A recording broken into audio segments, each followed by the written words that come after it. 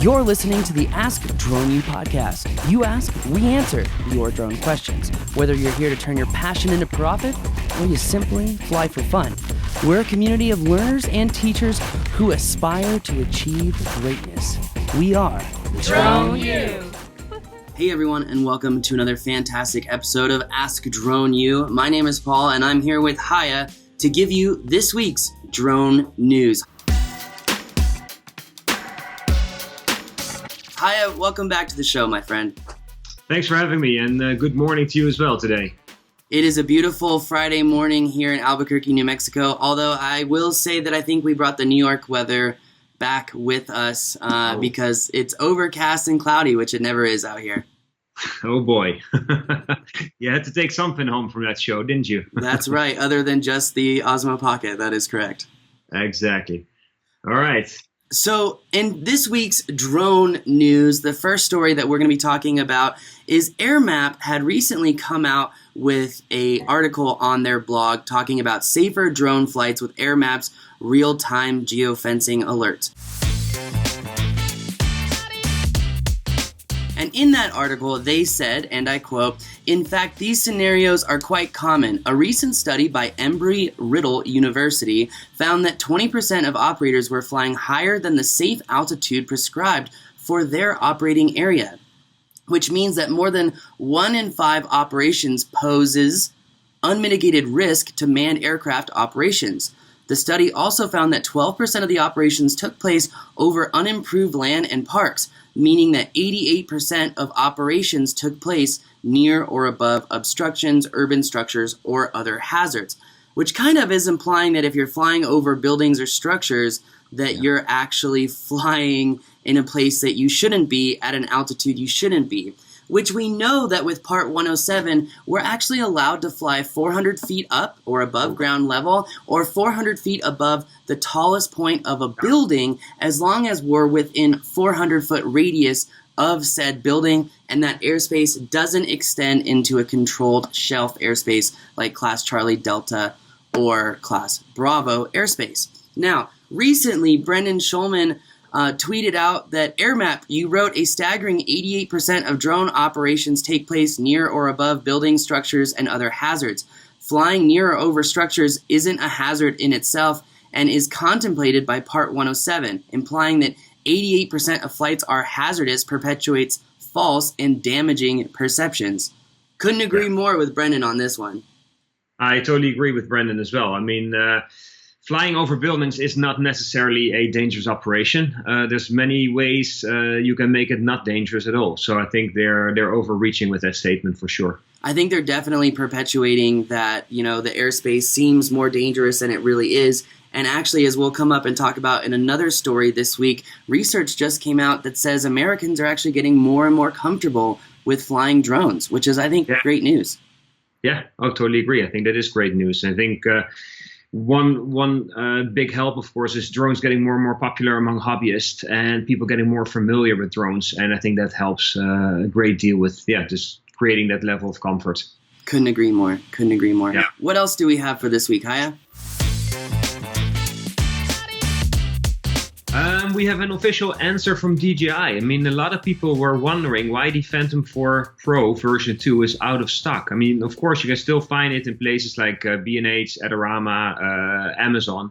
But if you go to the regular DJI online store, you can't buy it anymore. You can buy the controller, but not the actual drone.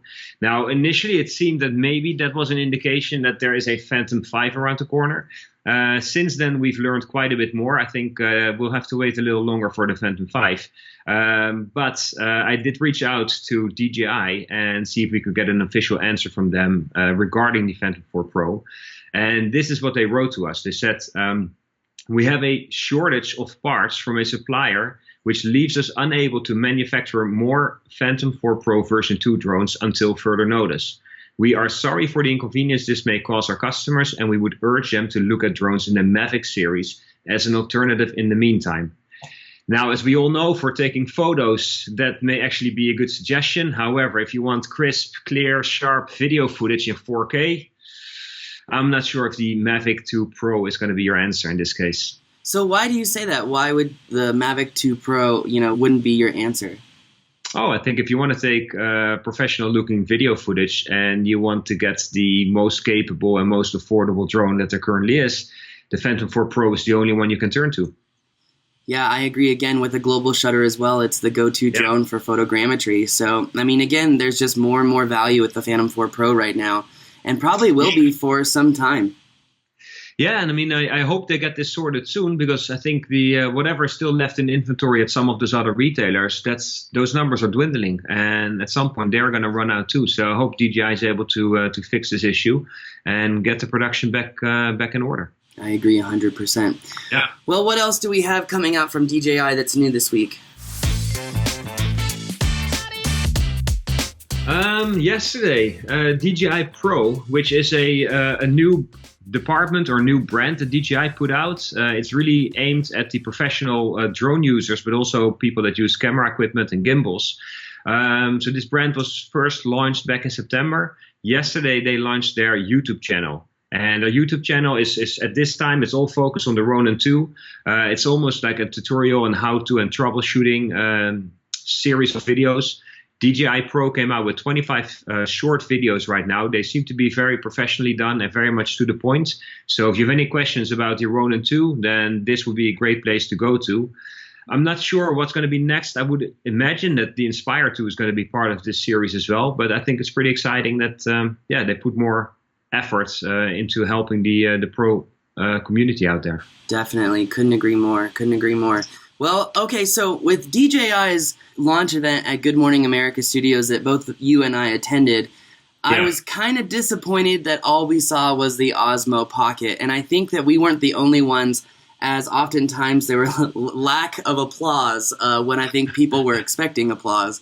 But it looks like there may be more information on that remote that you had mentioned a couple weeks back when we did an episode, and we thought the Phantom 5 was coming out. And I guess the Phantom 5 is not coming out, which we're really disappointed on. But what do you think that remote is all about?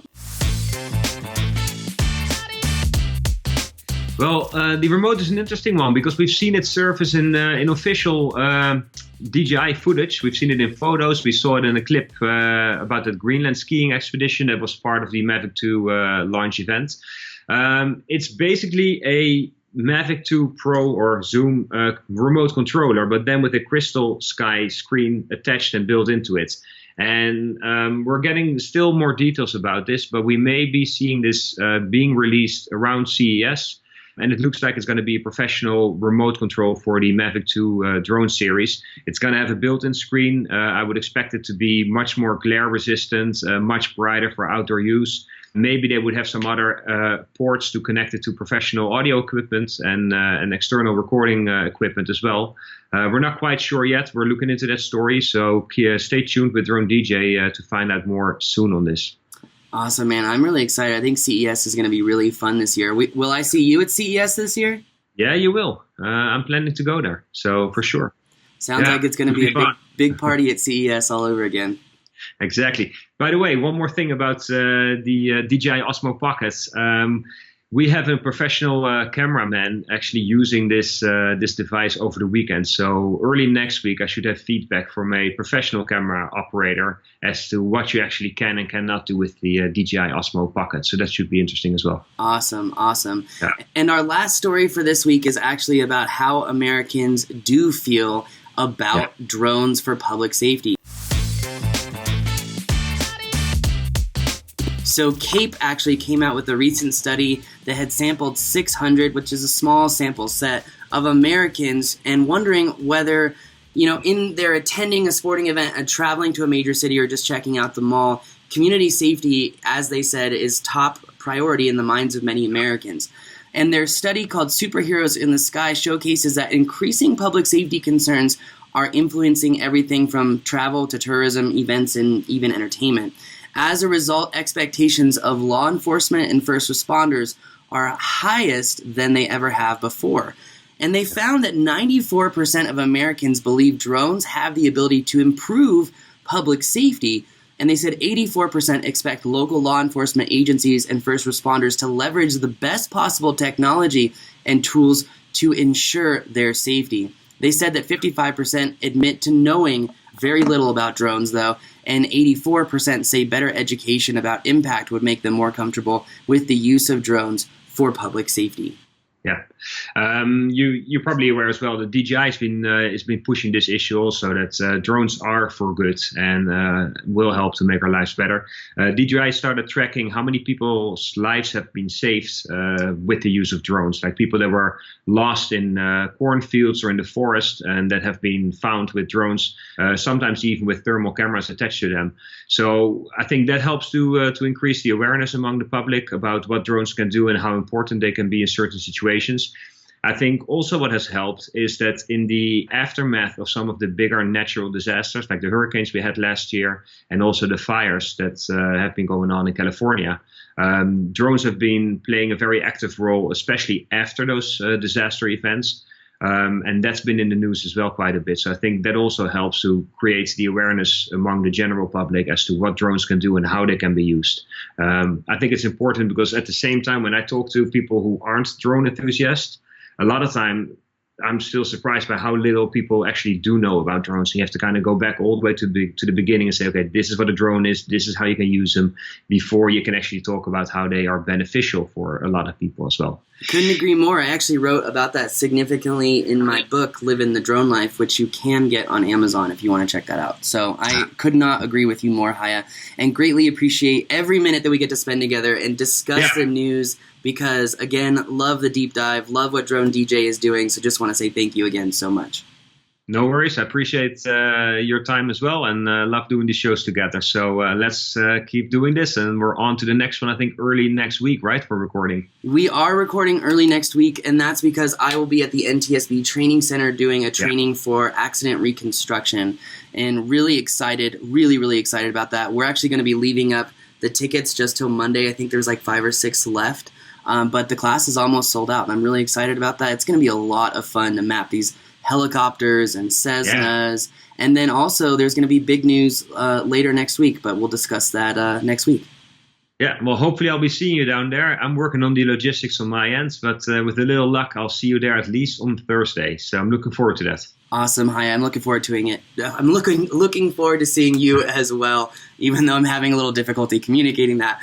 But anyway, guys, that is going to do it for our show today. Thanks again for listening. We greatly appreciate it. Leave us a review. Let us know what you think of these new shows with DroneDJ where we're discussing the news. What do you want to hear? What do you like? What you don't like? I'd love to hear all of it. And thank you again for listening and subscribing, as always. On that bombshell, that is going to do it for us today. My name is Paul. You're Haye, and this is Ask Drone U.